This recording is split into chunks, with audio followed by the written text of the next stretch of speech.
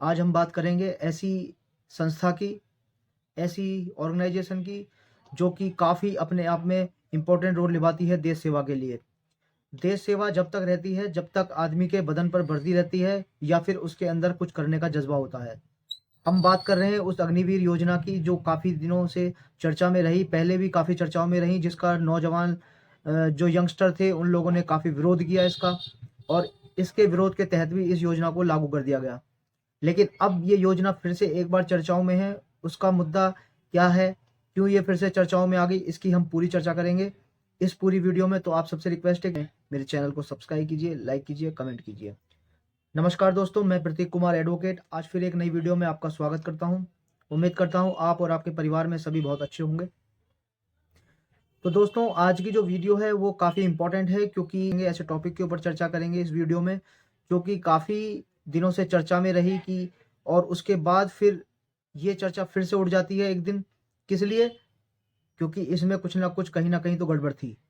हम बात कर रहे हैं अग्निवीर या अग्निपथ की, उस योजना की जिसको सरकार ने बहुत ही अपने एजेंडे में रखा और उसको एकदम से ही लागू कर दिया, जिसका रोज़ काफ़ी हमारे जो यंगस्टर्स हैं जो अपनी सेना की भर्ती की तैयारी करता है, और तैयारी इतनी ज़ोर शोर से करता है कि वो बिल्कुल भूल जाता है कि मुझे और भी कुछ जीवन में करना है, क्योंकि उसे मेहनत करनी होती है और अपने लक्ष्य तक पहुंचना होता है। इसीलिए वो उस सेना की नौकरी का सपना देखता है और सेना में जाने के अपने इस ख्वाब को पूरा करने के लिए पूरी जी तोड़ मेहनत करता है।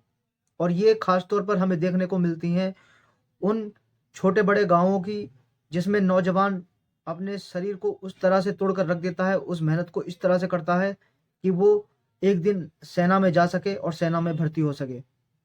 लेकिन लॉकडाउन में 3 साल से कुछ भर्तियां आ नहीं पाई, और जब भर्तियां आई तो उसको योजना नाम दी गई अग्निवीर, जिसमें यह कह दिया गया कि आपको जो है 4 साल के लिए इसमें नौकरी करनी होगी, और नौकरी करने के बाद फिर आपको 25% ही, इसमें जितने भी लोग भर्ती होंगे 25% को ही परमानेंट किया जाएगा। ये बात को लेकर काफ़ी हमारे यंगस्टर्स जो सेना की भर्ती करते हैं या सेना की भर्तियां कराती संस्थाएं, उन्होंने काफ़ी पूर्ण से कि सरकार को अपना ये निर्णय वापस लेना होगा, लेकिन ऐसा हुआ नहीं और अग्निवीर योजना को लागू कर दिया गया।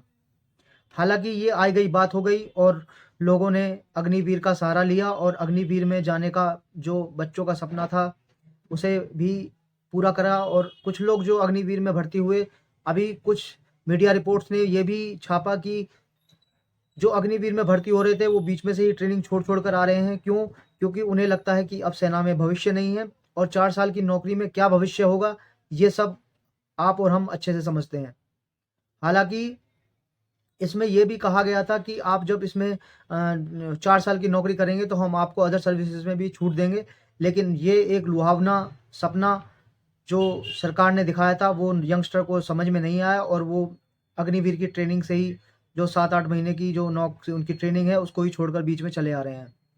तो दोस्तों, एक अब ये चर्चा तो चली रही है, लेकिन इस चर्चा के साथ साथ इसमें अब ये भी है कि एक हमारे जो पीछे जो रिटायर हुए हैं chief of army staff Naravane साहब, उन्होंने अपनी एक बुक उसमें लिखी बायोग्राफी, जिसमें पूरा पूरा उन्होंने इसका पूरा डिटेल दिया कि अग्निवीर योजना किस तरह से आई।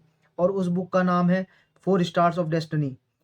इस बुक के तहत उन्होंने इसमें खुलासा किया कि अग्निपथ की जो हमारी जो सिफारिश थी वो कुछ टेन्योर के लिए थी, कि आप इसे जो हमारे यंगस्टर्स हैं, उस चीज़ में जो यंगस्टर्स हैं उनके लिए आप लेके आएँ, ताकि ये एक अच्छा प्रपोजल बन सके। जो नए लड़के जो इसमें आना चाह रहे हैं वो इस चीज़ को देखें कि 4 साल के लिए जो उन्हें एज ए वॉलंटियर प्रोग्राम के तौर पर रखें। लेकिन सरकार ने उसके लिए 20,000 रुपये की, जो जैसा कि किताब कहती है, जो बुक्स जो बाकी बड़े न्यूज़ मीडिया जो है उन्होंने प्रिंट किया है उसके मुताबिक मैं आपको बता रहा हूँ कि उसमें उन्होंने कहा था कि 20,000 रुपये सैलरी स्टार्टिंग रखेंगे।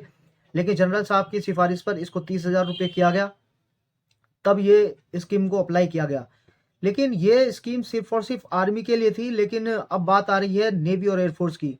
लेकिन नेवी और एयरफोर्स के लिए ये एकदम से ही सरप्राइज करने वाली ये योजना थी, क्योंकि एक जो हमारा सैनिक होता है जो हमारा सैनिक होता है उसको पूरा एक्सपर्ट होने में कम से कम, जो हमारे जितने भी बड़े-बड़े ऑफ़िसर्स हैं, जो उनका जो एक्सपीरियंस है वो ये कहता है कि 8 से 9 साल उन्हें पूरा ट्रेन होने में लगता है। वो देश की सेवा तो करते ही हैं, लेकिन इस 18-9 साल में उनके अंदर शार्पनेस आती है और सारी समझ आती है कि वो एक्सपर्ट कैसे होता है। तो अब बात आती है कि 4 साल में जो बंदा हमारा भर्ती हो रहा है फ़ौज में, जो नौजवान, वो क्या एक्सपर्टीज़ अपने साथ लेगा और क्या लेके आएगा। तो धरातल पर ये चीज़ें अब कैसी हैं, ये सबको समझ में आ रहा है कि इस अग्निवीर योजना को कितना सक्षम हम मान सकते हैं, कितनी ये सफल हुई और कितनी विफल हुई। विफलता का कारण अब ये भी है कि जो नौजवान हैं वो ट्रेनिंग पे से ही छोड़-छोड़ के आ रहे हैं और अब तो माँ-बाप ने भी अपना जो सपना था कि मेरा बच्चा सेना में जाए, क्योंकि जो गाँव के जो बच्चे जो भर्ती की जो तैयारी करते हैं, वो इसी तरह से मेहनत करते हैं जैसे एक ऑफ़िसर एनडीए या आईएमए या ओटीए के लिए तैयारी करता है, वो जी तोड़ मेहनत करता है, वो गाँव के उस बच्चे के लिए सिपाही की नौकरी भी उतनी ही क्रैक करने के लिए काफ़ी मेहनत करता है, जिसमें सारा फिज़िकल, मेडिकल और रिटर्न सब चीज़ इन्वॉल्व होती है। तो इस तौर पे ये जो अब नरवणे साहब जो chief of ex army staff थे, अब उनकी इस किताब ने तहलका मचा दिया। ये अग्निवीर जो योजना है, ये फिर से सुर्खियों में आ गई कि ये योजना कहाँ तक ठीक है और कहाँ तक सही थी और कहाँ तक गलत है। हालाँकि नेपाल जो कंट्री है, उसने तो अपने जो गोरखास हैं, उनको आर्मी में भर्ती करने के लिए ही मना कर दिया है। हालाँकि अभी ये डिस्कशन चल रहा है, देखते हैं ये कब तक ये डिस्कशन ही रहता है। लेकिन फ़िलहाल के लिए उन्होंने अपने किसी भी यंगस्टर को या लड़के को अग्निवीर योजना में जाने से फ़िलहाल नेपाल गवर्नमेंट ने उसके लिए मना कर दिया है। तो लॉकडाउन में वैसे भी जो हमारे सैनिक थे, जो ऑफ़िसर्स की कमी तो शुरू से ही सेना में देखने को मिल रही हैं। लेकिन अब जब ये लॉकडाउन लगा, तो लॉकडाउन में कम से कम हर रेजिमेंट में कम से कम मैं मानता हूँ कि 100 से 150 200 के लगभग ये कमियाँ आईं। अब जब ये कमियाँ 3 साल तक नहीं भर पाई हैं, तो अब ये कितना हम कह सकते हैं कि हमारी जो सेना है, वो कितने टाइम तक मजबूत हो पाती है, कितने टाइम तक इनको पूरा किया जा सकता है। हालाँकि अभी इनको 25% परमानेंट करने की जो बात है, वो देखते हैं कितनी सही हो पाती है। क्योंकि जिस तरह से अग्निपथ जो योजना है या अग्निवीर योजना हम जिसे कहते हैं, ये जो योजना गवर्नमेंट जिस मंशा से लेके आई थी, हो सकता है कि सरकार की मंशा इसमें ये रही हो कि ज़्यादा से ज़्यादा लोगों को ट्रेन किया जा सके।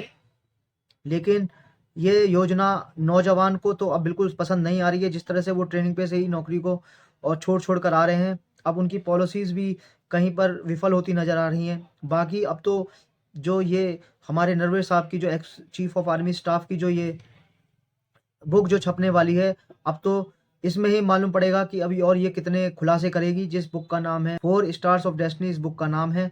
अब तो इस बुक के प्रिंट होने का ही इंतज़ार है। बाकी तो अब ये है कि बुक के अंदर जितने भी खुलासे होंगे वो धरातल पर होंगे, क्योंकि नरवणे साहब ने अपनी इस बुक में बहुत सारे खुलासे चाइना को लेकर भी किए हैं। वो तो अब आने वाली बात होगी, जब ये बुक सबके हाथ में होगी, तभी मालूम पड़ेगा कि क्या खुलासे इसमें हुए हैं। हालाँकि अब ये जो अग्निवीर की जो ये हमारे जो साथी हैं, जो यंगस्टर्स हैं, जो अग्निवीर के तहत या फिर अग्निपथ जिसे हम कहते हैं योजना को, इसके तहत भर्ती होना चाहते हैं, अब उनका मनोबल भी नहीं है कि अब वो सेना में जाएँ। इससे बेटर तो वो ये समझते हैं कि हम किसी और नौकरी को करें जिसमें एक जीवन सुरक्षा हो सके और एक हमारी जो उद्देश्य होता है सरकारी नौकरी करने का, उसे पूरा कर सकें। तो दोस्तों, ये सुर्खियाँ थी अग्निवीर की। अब तो सिर्फ़ हम बुक का इंतज़ार करेंगे जो ex chief of army staff ने लिखी है, उसके बाद ही इसमें और खुलासे हो पाएँगे। आगे अब मैं इस वीडियो से विदा लेता हूँ। उम्मीद करता हूँ आपको ये मेरी वीडियो पसंद आई होगी। तो मेरी वीडियोज़ में मेरे चैनल को सब्सक्राइब कीजिए, लाइक कीजिए, कमेंट कीजिए। बहुत-बहुत धन्यवाद।